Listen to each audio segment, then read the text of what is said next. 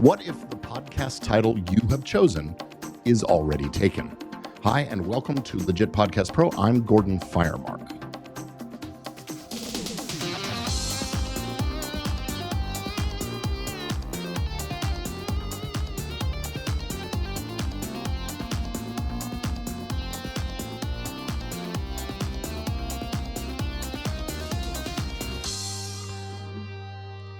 Well, hello and welcome to Legit Podcast Pro. I'm Gordon Firemark, the podcast lawyer, and this podcast is for you if you're serious about podcasting, whether it's in your business or as a career or as a sideline. And on the show we're doing, you will get tips and strategies and advice from me and my guests on how to protect and grow and profit from your podcast. So here is today's topic. I got this question in a DM from a podcast coach whose client has asked, hey, I want to change my podcast title.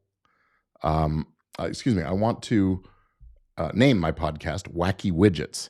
I changed that title to keep things clean here, but there's a podcast based in another country called The Wacky Widget, and they haven't released an episode since March. Does this cause a potential copyright infringement, or am I okay?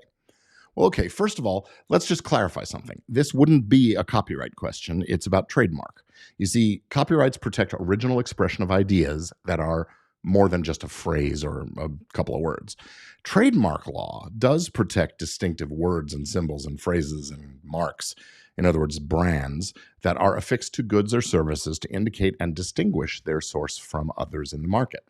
So, a distinctive podcast title is supposed to give an indication of where the show comes from, which company or person is behind it. So if it's distinctive, then the title could be protected as a trademark. But the scenario in this question actually raises a whole bunch of issues. So let's take them one at a time. First, is the title Wacky Widgets distinctive enough to be considered a trademark? Now, I have my doubts about this. In fact, I'm currently involved in an argument with the U.S. Patent and Trademark Office over another show's title that is two descriptive words, very similar here. The examining attorney's position is that there is that it does nothing but describe the content of the show. And so my concern is that if Wacky Widgets is a show about crazy inventions or weird items that people find or something, then it's probably going to encounter a similar objection. But if it's about something completely different, like, say, fly fishing, then that incongruity might be enough to pass the test if the examiner agrees that it's fanciful or a suggestive and not a descriptive brand. But let's assume for a moment that it is deemed distinctive enough for trademark protection. Well, it's already taken. Somebody else has been using the same or confusingly similar brand, and that's the test, whether there is a likelihood of confusion of the average consumer as to the source or origin of the junior mark. And if so, that's a trademark infringement. But the question in our scenario said that the senior user hasn't published an episode since March. It's December now, so that's about 9 months. Trademarks can lose their protection if they are deemed abandoned, that is, if they stop being used in commerce. But 9 months isn't even close to long enough for that abandonment to be assumed. Usually we're looking for 3 or 5 or more years of non-use. So should this podcaster feel free to go ahead and adopt Wacky Widgets for her show? I'm still going to give an unqualified no, but not for the reasons that she's asking about, not because it's some kind of an infringement.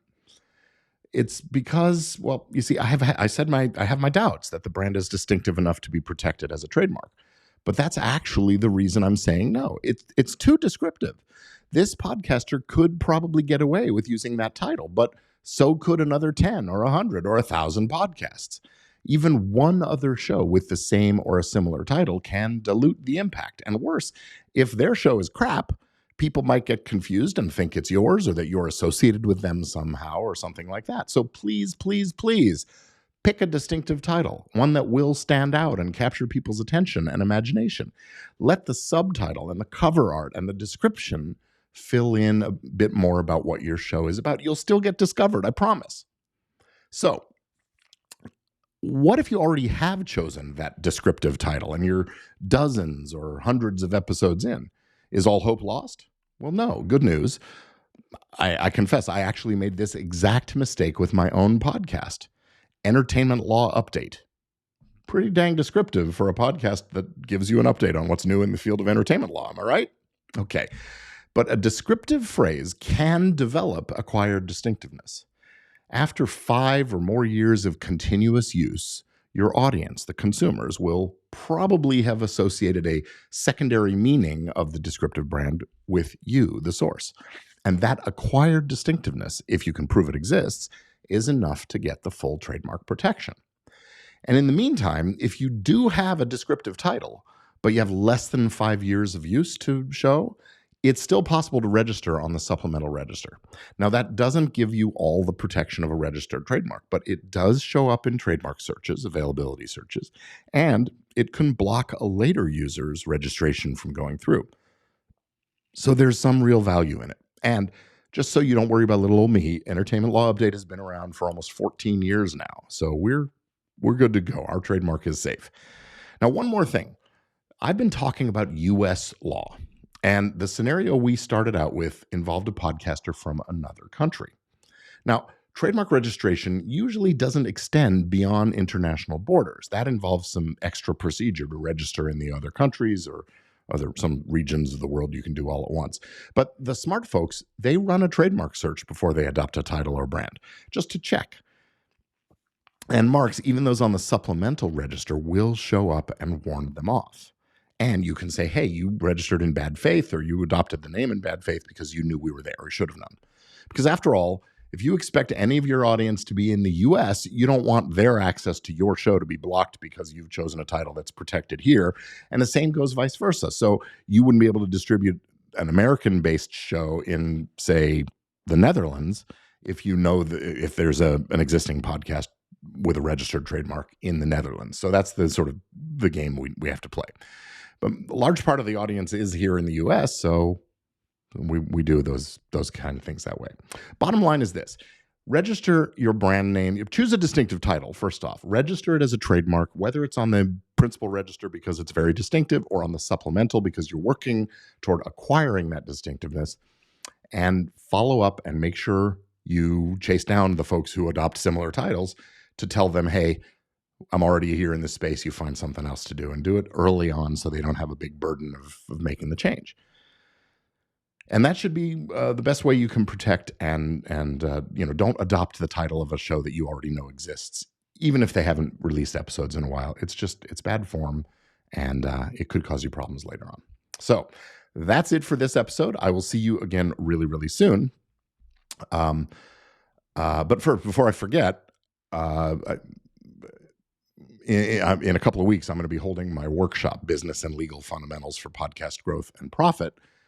And registration isn't quite open yet, but it's coming really, really soon. And so you can go, I'm trying to get something up on the screen here. You can go over to gordonfiremark.com/earlybird and get on our wait list if you want an invitation. So you can get that as soon as we open up registration. You can head on over to gordonfiremark.com/earlybird and join the wait list, and we will let you know as soon as the dates are firm and the times are firm, and you can be one of our invited participants in the workshop. And that's it for this episode. I'm glad to be here. See you soon.